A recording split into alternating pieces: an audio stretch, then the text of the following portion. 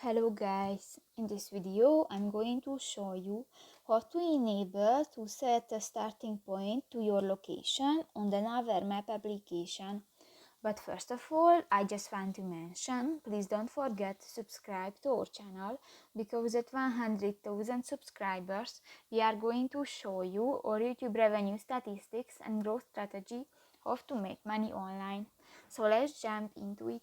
First of all, open the application on your device. Click to the three lines at the upper left corner of the screen and go to the settings icon.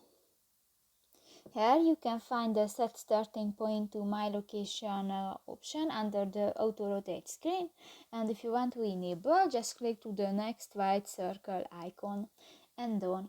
So that's pretty much it for this video guys. See you in the next one. Bye bye.